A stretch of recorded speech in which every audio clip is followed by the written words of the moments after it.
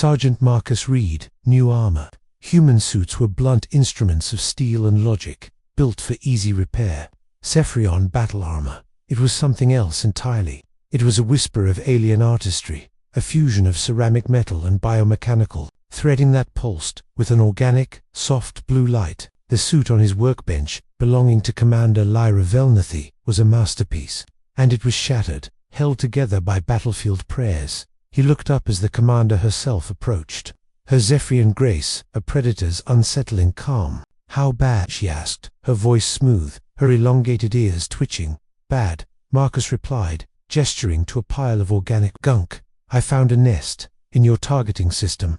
He pointed his scanner at the chest plate. "But this is worse. Microfractures from sonic weapons. EMP signatures on the power coupling.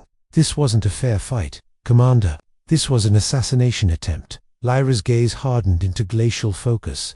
"Insurgents shouldn't have that tech." "No," Marcus agreed, his mind racing, connecting the dots of a conspiracy. "Not unless someone is feeding them weapons designed specifically to kill you."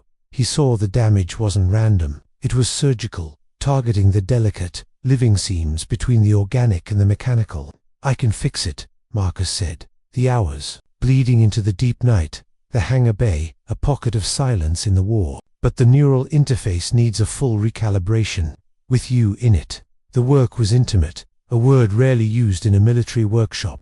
To sync the biomechanical pathways, Marcus had to access the neural contact points along her collarbone and solar plexus, areas usually covered. He tried to focus on the diagnostics, on the technical challenge, but he was intensely aware of the woman beneath the armor, the absolute trust she placed in his steady hands. "The readings are fluctuating," he murmured, trying to ignore the subtle scent of night-blooming flowers. "The armor adapts," Lyra explained, her voice calm, though he felt the tremor, stress, fatigue, other emotional states.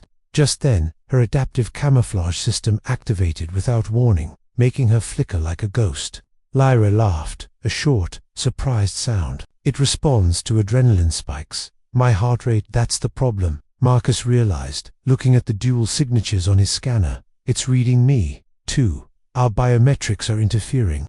The system is confused about whose emotions to calibrate to isolate her frequency." Marcus explained. He needed a new baseline, direct skin contact with the interface points. "I trust you, Marcus." His touch was professional, but the connection was electric. As the data stabilized, the silence stretched, and they talked. They spoke of loneliness, of the isolation of command, and the sterile comfort of machines. He confessed he preferred tech to the complexity of people. She confessed that Zephyrian military doctrine, a life of pure duty, had made her a great warrior, but left her unfulfilled. "You're honest," Marcus observed, finishing the final connection. "That's rare." "And you," she replied, "see the armor as a living thing to be healed, not just a machine to be fixed." When she tested the suit, it was perfect, better than new. A partnership had been forged in the quiet hours before dawn, a bond of respect between two souls who were, perhaps, not so different.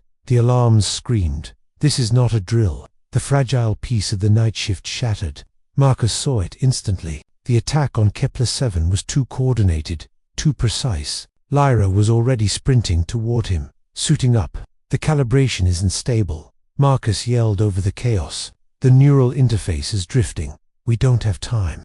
"Then I'm coming with you," he said, grabbing his tactical scanner and repair kit. "It's too dangerous to go with armor that could fail." Lyra stared at him, a flicker of something unreadable in her golden eyes. "Stay behind me. Do exactly as I say. And if I say run, you run." The western perimeter was chaos. Human and Zeph soldiers were fighting as strangers, their tactics colliding, creating gaps the insurgents exploited. "They're not communicating," Lyra hissed, analyzing the battlefield. "An idea, insane and brilliant, sparked in Marcus's mind. Your armor, the biomechanical interface. What if we use it as a bridge, a real-time translation matrix? Theoretically possible," she breathed. "Then let's make it practical." While Lyra directed covering fire, Marcus plunged his tools into the interface, rewriting protocols on the fly. He connected her nervous system to the base's comm network.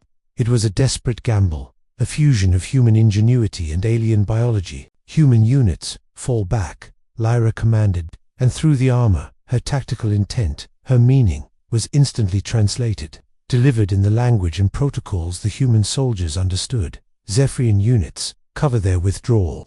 It worked. The two disparate forces merged, moving as one organism. They became a unified defense, directed by a single, hybrid mind. They pushed the enemy back, but the victory came at a cost.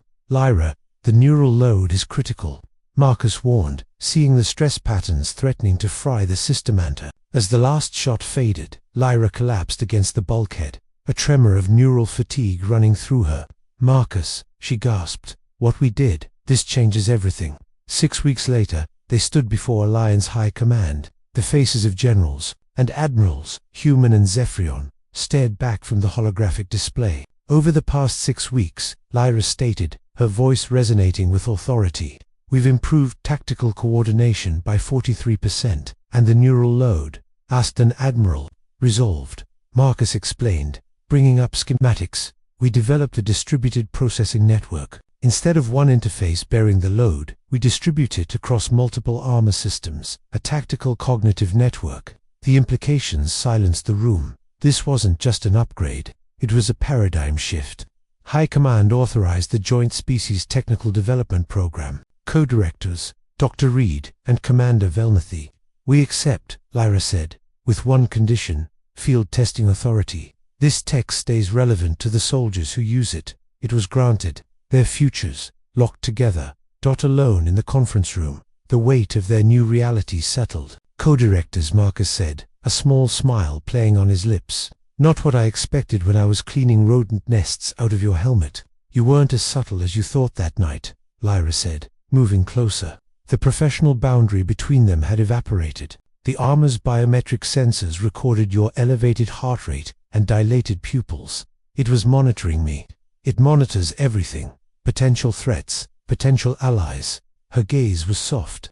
I hoped it was attraction, because my vital signs were showing the same. He looked at her, the warrior and the woman, no longer separate. I'm terrified this will create complications. I'm more terrified if we don't explore it, he admitted. Good, Lyra said, her hand finding his. Our first joint assignment starts tomorrow. And Marcus, this time, you don't need to worry about maintaining professional boundaries. He echoed her words from that first night in the hangar, a promise shared in the dark. Careful. Always, she replied, her smile suggesting that some risks were the only ones worth taking.